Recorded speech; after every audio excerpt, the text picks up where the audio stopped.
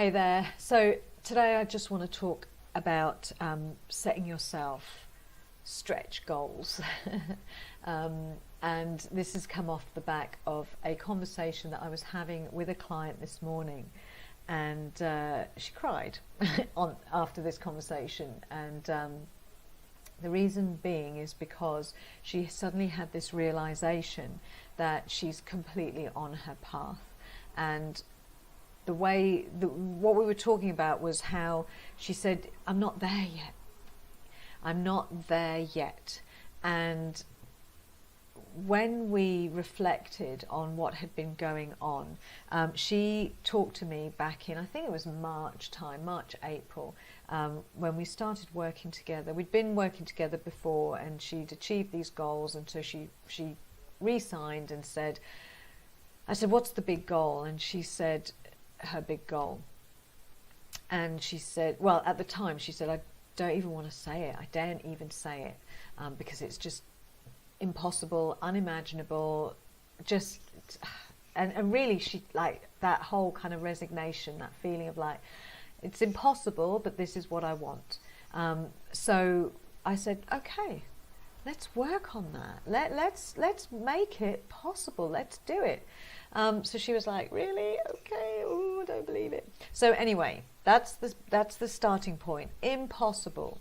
Now, when I talk to my clients about, and I always talk about, in terms of outrageous goals, and I love it when they set something and they say, when you talk about outrageous goals tonight, do you mean like something that's like impossible? And I'm saying absolutely yes. And the reason being is because it's only from your present paradigm that you are dictating whether something is possible or impossible. So if you think about setting yourself an outrageous goal, a stretch goal, not even a stretch goal, just an out there impossible goal, when you start by declaring something and deciding that, okay, I'm going to go for this, even though right now it feels impossible, what you're doing is you're setting a goal that is beyond your present paradigm. And that's so important, because if you're setting yourself goals that are smart, specific, measurable, achievable, realistic, and time-bound, which is great process, but the bit that I have a problem with is achievable and realistic. When you're setting the big goal, now SMART is great for those milestone project kind of goals, but when you're looking at the big end game, like what is the big thing you want to achieve, when you set it from a perspective of whether it's you perceive or believe it's achievable or realistic, it's only achievable and realistic from your present paradigm. So if you were kind of shifted into another 3D reality where it was totally possible, then it wouldn't be a stretch. So it's about understanding that when you set your goal, you're setting it from that present paradigm. You want to stretch it so that it means you have to go beyond your present paradigm. So I hope that bit made sense. I kind of felt like I'd lost where I was going with that a bit.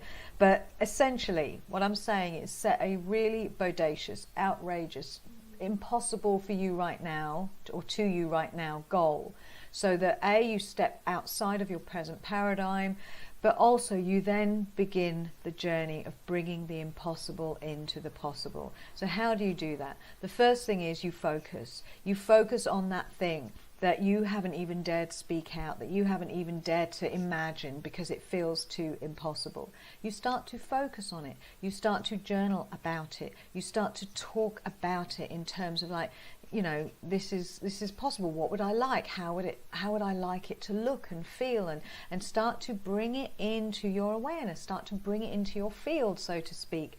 Because as you do that, you start to shift into the realm of possibility. Because when you start to think, you're thinking differently, basically. And as you do that, as you're focusing, your creativity starts to open up. You start to open up new areas of resourcefulness in your brain. You start to attract new messages and new thoughts, and you start to see things differently, because they're a match to this kind of new level way of thinking. So that's you on your path. So coming back to the client conversation that I had earlier, when she cried, when she recognized that it's like it's done, is because she was sharing with me how there'd been a few shifts in how she was responding to things. Like somebody had asked her something and previously it would have triggered the hell out of her, but this time she wasn't triggered. It was like she showed up as an adult and dealt with it instead of the inner child being triggered.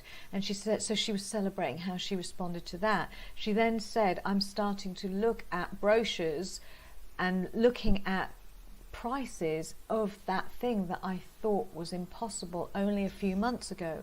So it's like this new version of her is showing up, the one that believes that she can actually have this thing that was impossible only a few months ago. So those manifestations, different reactions, different actions, different thought processes, they are all manifestations, like I call them specks and signs that she's on the path. It's happening. It's already happening. And now she's gone from impossible to now believing it's possible. And yes, she's saying it hasn't happened yet, but that's an incredible shift to say it hasn't happened yet. I just had to kind of remind her that she's on her path, and there has to be a series of processes, a series of steps that she has to climb, because only a few months ago it was impossible. Now she's saying, why hasn't it happened yet? So you can see the dramatic shift. So she was emotional, it was beautiful. She realized that, oh my God, I'm on my path. I realize now these are all manifestations that are showing me how far I'm on my path. And also she realized, I see, I get it. Now I know it's possible. I can talk about it openly with excitement and enthusiasm. That is a major, major shift. It's done for her. I know it's done. It's happening. She's on her path. So I want to share this with you, just really to encourage you to make your dreams bigger and bolder. And even if they trigger you right now, do the inner work on those triggers. Like if you get all kind of the self-talk, that's a good thing. All that negative mind chatter is being churned up to the surface. It was otherwise dormant and beneath the surface. But the minute you declare a big, big goal, all that stuff gets triggered to the surface. So now you can deal with it. You can't deal with it while it's dormant under the surface. So you've got to allow it to come up to the top. Then you can analyze it. Then you can throw it all out of your head onto paper and actually say, wow, these are the beliefs that were in my system. I can kind of scrub through them. I can find evidence to the contrary. I will no longer support these limiting beliefs. I will no longer argue in favor of my limitations, and I can go out there and start taking really positive action. So I hope you found this helpful. Please realize how limitless you are. Your only job is to go out and focus on what it is you want to create and make it bigger and bolder than you can possibly imagine, and start to watch as it becomes more possible, as you pull it from the impossible into the possible. Okay, thank you for watching. I'll speak to you again soon.